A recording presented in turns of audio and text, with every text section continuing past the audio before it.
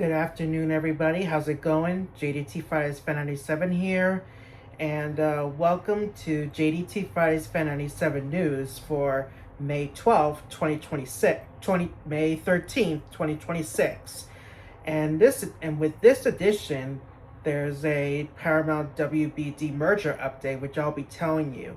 But before I do, I wanted to remind you that if you like this video, give it a thumbs up and subscribe and hit that bell so you won't miss any of my channel updates, and join my Facebook group and follow me on social media. So thank you guys for your support and enjoy the video.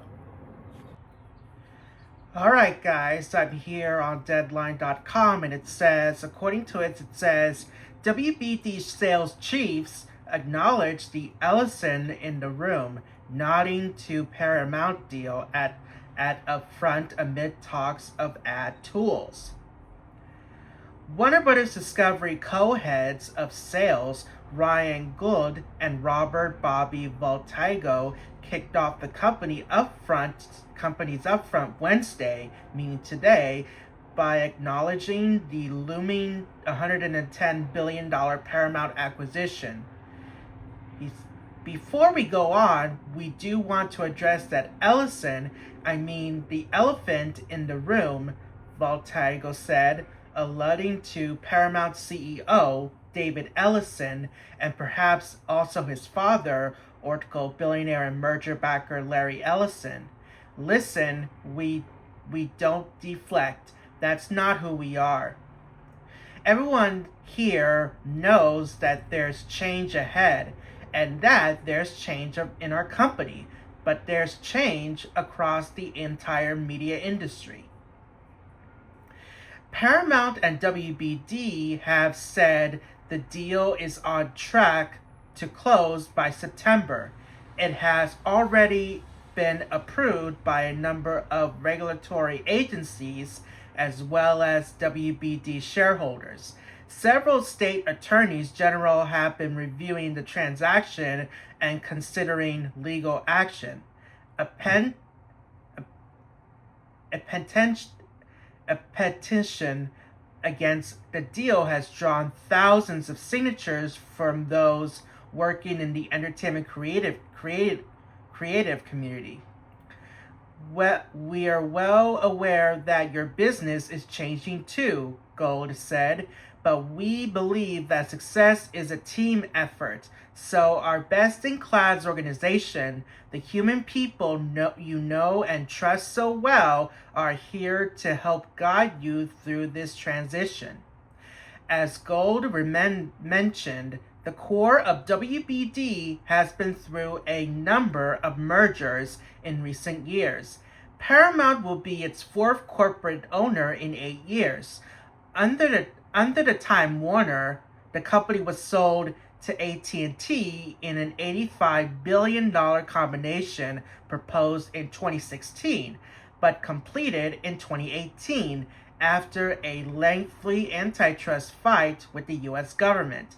After a rocky run under AT&T, Warner Media was then merged with Discovery Communications in a $43 billion deal that closed in 2022. The upfront positioning of the Warner assets has also evolved significantly over those years, with the rise of streaming flagship HBO Max enabling advertising to be placed in front of Warner Bros. Films and HBO series. While those brand elements are limited, the presence of ads was long unthinkable for the former premium cable network. Even after launching HBO Max in 2020, Warner Media took a cautious approach to promoting HBO and Warner Bros. Brands at the upfront. By 2026, they were dominant themes in the upfront pitch. HBO Max, which recently passed 140 million global subscribers, was center stage at the theater at Madison Square Garden throughout the presentation.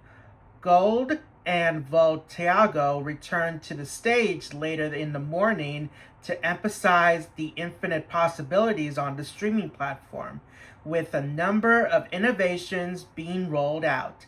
The execs announced a set of new ad products, scene-level moments, shoppable pause ads, dynamic creative, and agentic experiences that they grouped under the heading The Age of Relevance. WBD also unveiled Unbreakable, a new way for brands to engage with fans on WBD platforms. I'm here on Media Play News, and it says the Warner Brothers Upfront new advertising solutions, formats, and talk of the Ellison in the room. Warner Brothers Discovery, during its Upfront presentation to advertisers and media buyers today, unveiled several new solutions and formats for advertisers, including scene-level moments, shoppable pause ads, dynamic creative, agentic experiences, and the cross-platform Unbreakable suite. But first came to a nod of the media giant's impending acquisition by Paramount Skydance, with co-president of U.S. advertising sales Bobby Voltago telling attendees at Madison Square Garden that good partnership is what drives us here at Warner Brothers Discovery. So before we go on, we do want to address the elephant in the room. It was a reference, of course, to Paramount Skydance CEO David Ellison. Everyone here knows that there's change ahead, added co-president Ryan Gold. The presentation also included a tribute to Ted Turner, the founder of CNN, Turner Broadcasting, and Turner Classic Movies by Anderson Cooper. I knew him as the founder of CNN and Turner Broadcasting, Cooper said of Turner, a bold visionary with an unrivaled work ethic, and he believed in the value of the people's access to information and built a company that has impacted not only everyone in this room, but anyone who has ever watched television. The legacy that he built continues to inspire this industry every day, and it will for years to come. Cooper then kicked off the show with a famous Turner quote, "Early to bed, early to rise, work like hell, and advertise." The growing importance of advertising in the streaming world was underscored by Voltago and Gold, kicking things off with a presentation centered on the new ad solutions that Warner said are layered with best-in-class AI technology and intended to deliver audiences a more relevant and engaging experience while empowering brands to better connect with viewers through the iconic shows and films they enjoy across the WBD ecosystem. Scene-level moments analyzed individual scenes in a show or movie and matches ads to the specific content of that scene, using technology powered by Curve AI, for example. If there's a beach resort scene in The White Lotus, the next ad might be for a travel destination. In addition to HBO Max, scene-level moments will be expanding to Discovery Plus and across the full WBD stream footprint. The new shoppable pause ads format makes the screen interactive whether a viewer pauses a movie or show. Instead of merrily pausing the action, the screen might show products, shopping links, or QR codes. Dynamic creative also allows advertisers to adopt their message in real life depending on what the audience is watching. Headlines and visuals are tailored to the scene right before the break, informed by WBD's proprietary contextual media metadata. And angelic experiences, the most futuristic enhancements, lets AI-powered virtual brand agents interact directly with the viewer. For example, during a cooking show, a brand agent might pop up and ask whether the viewer wants the recipe or is interested in buying the ingredients or the cookware. WBD execs also unveiled Unbreakable, a suite of new cross-platform ad solutions from Warner Bros. Discovery Advertising designed to connect brands with audiences through seamless, participatory experiences. The Unbreakable framework for storytelling and brand integration is built around 4 repeatable behaviors that transformed passive viewing into active participation. Pulse, capturing fans' sentiment in real time through live polling and interactive prompts that span broadcast and social platforms. Highlight, extending the biggest moments across screens, amplifying fan reactions and cultural conversation.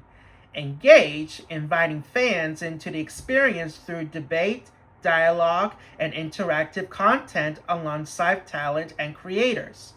Reward, delivering value through surprise and delight moments, exclusive access, rewards, and once-in-a-lifetime experiences.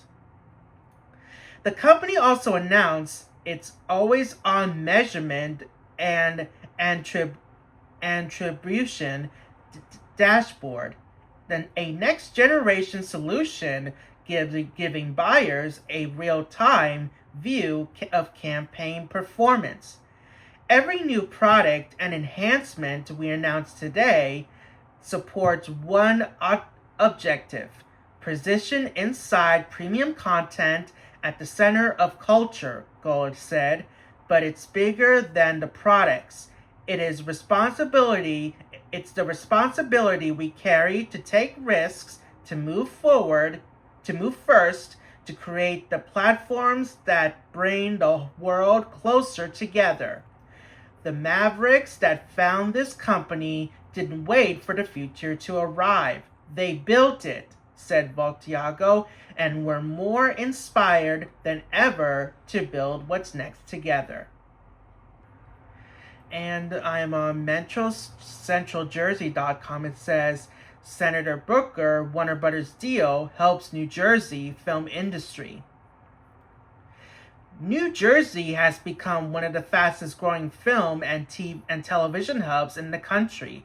While New Jersey media is largely associated with The Sopranos, this new era has evolved into a full-scale production ecosystem supported by tax incentives, studio development, and growth workforce pipeline. In 2024, more than 550 productions filmed in the state, generating more than $800 million in in-state spending. So it is a bit shocking that Senator Cory Booker, a Democrat and New Jersey's senior senator, is leading the charge against the proposed Paramount Warner Bros. Discovery merger as a ranking member of the Senate Judiciary Subcommittee on Antitrust, Competition Policy, and Consumer Rights. He claims that everyday Americans oppose this merger for a reason. It'll cut jobs, jack up prices for consumers, choke free speech, and put outsized power in the hands of one mega corporation. But this framing does not reflect the economic reality in New Jersey.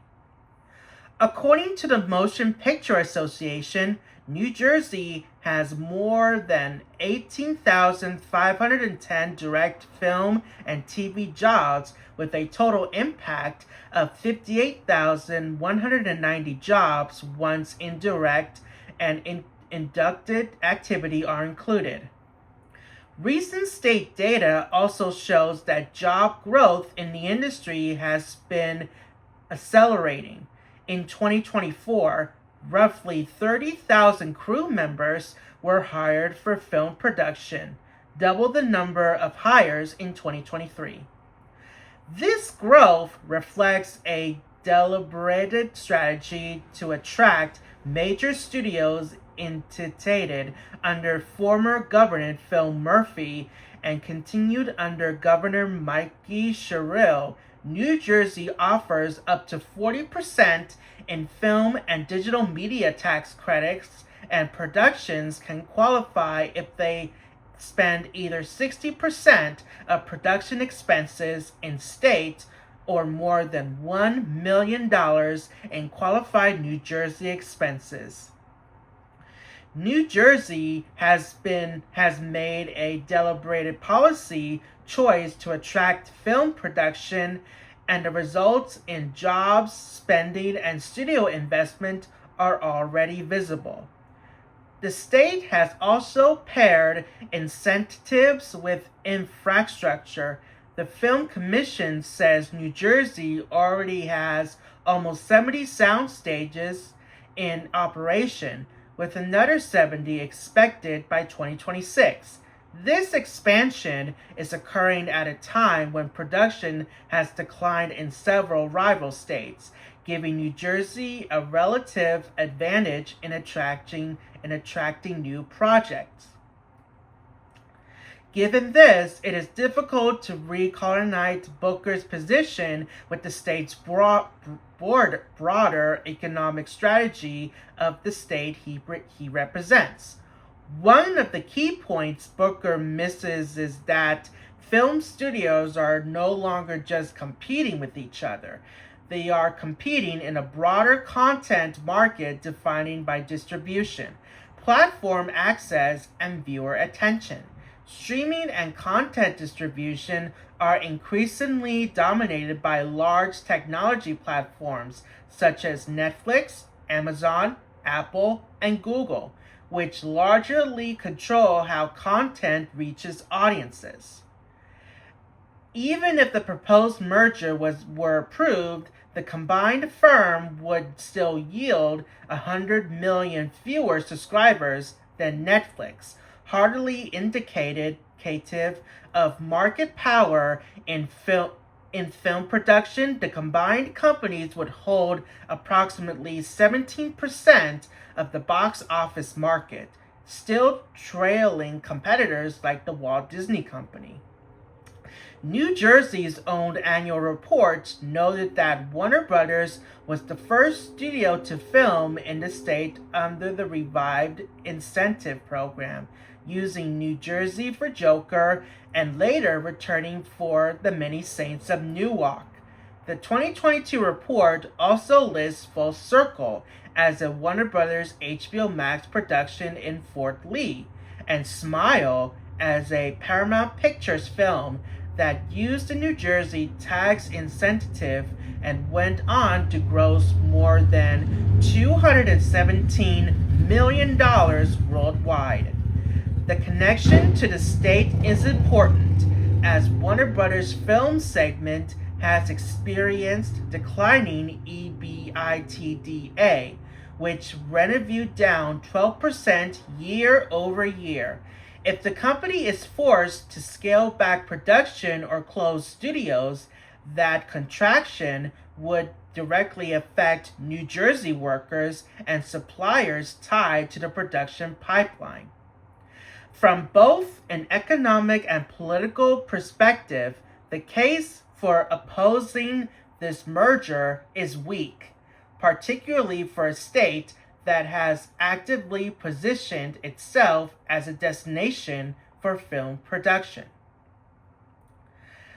From a Garden State perspective, The strongest case for supporting a Paramount Warner Brothers deal is that a larger combined studio could channel more long-term production, post-production, and vendor spending into New Jersey's expanding studios ecosystem, especially given Paramount's existing long-term commitment to Bayonne. As Booker stated on his website, most importantly, workers and communities who would be affected by this merger will continue to use their voices to demand more for their representatives and than silence and surrender. I agree, but all for the oppositive reasons. Workers should use their voices to demand that Senator Booker stop opposing this merger, which risks reducing investment, slowing production, and weakening one of the New Jersey's fastest growing industries.